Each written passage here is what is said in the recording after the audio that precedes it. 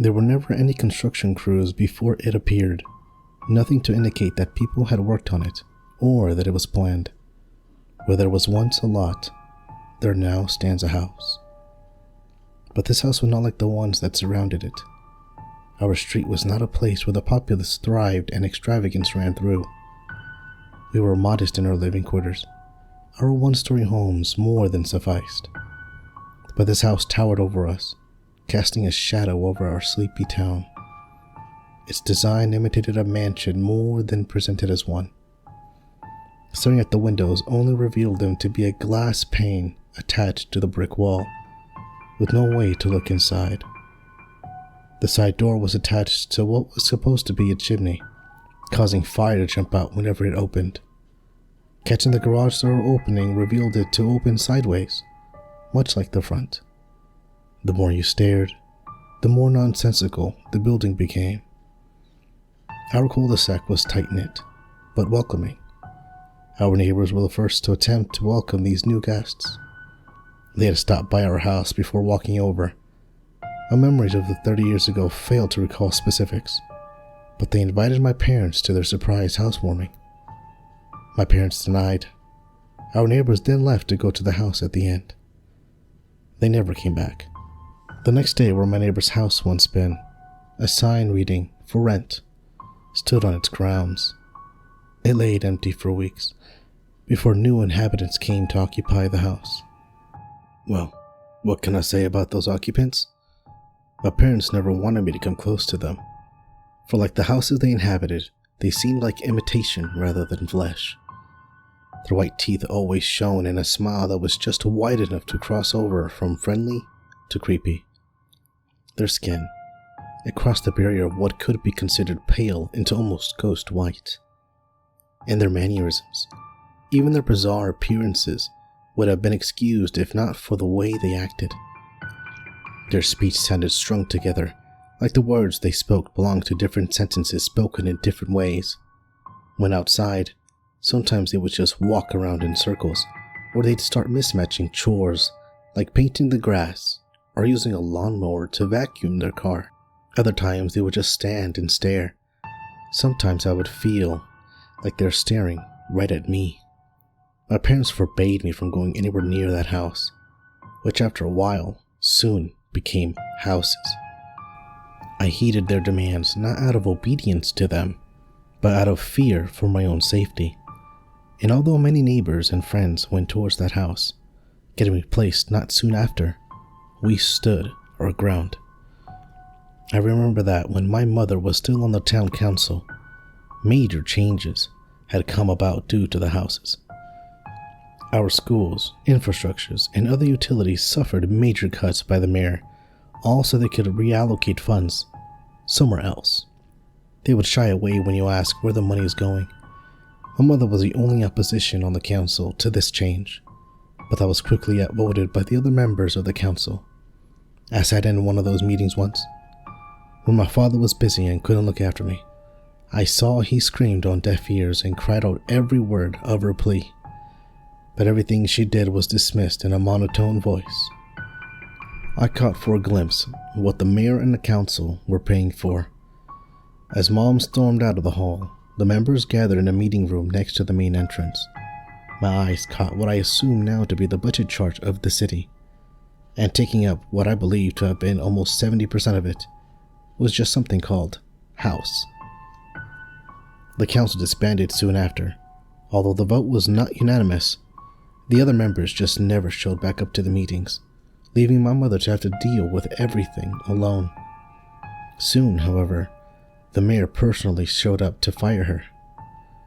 At that point, I hardly recognized that man anymore. Ever since he reallocated the funds, he started getting paler, his smile more toothy, his grin growing wider. I could sense he was becoming more like the imitators at that house. My mother cried that day, that night, and the next morning. I tried to console her, but she pushed me away. Before I left, I heard her mumbling something. That wasn't my friend anymore. Now that my mother was without a job, my father was the sole breadwinner for our family. But it wasn't as if his place was free of that house's influence either. He told us night after night about how those things have picked up jobs at his place of work. They didn't seem to do anything productive at all, other than to type random letters on a notepad or even resting their head on their computer. Yet despite everything, they were praised by upper management all the time, even promoted faster than my father ever was. Soon enough, even his new boss was one of those imitators, as he called them. This continued for years. My mother searched for a new job, but each one was either run by an imitator or rejected her for her criminal record. My mother, who never so much as stole a candy bar, now has a criminal record.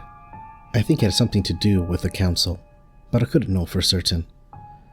This had also made me an outcast, as my former friends turned on me for not bowing down to these new invaders. They called me names and pushed me around while they got showered in riches and the latest toys, accessories, and other forms of opulence. All the while, they were oblivious to their own transformation. It wasn't until college where I managed to escape from town. I went somewhere far away where they couldn't follow me. Driving out seemed like a nightmare. Each resident of those houses and those who had given in were all outside on their lawns. I can feel their eyes just staring straight through me, so I try not to stare back. Once I had left, I felt something I hadn't felt before. Utter relief. I've had a normal life from that point onward.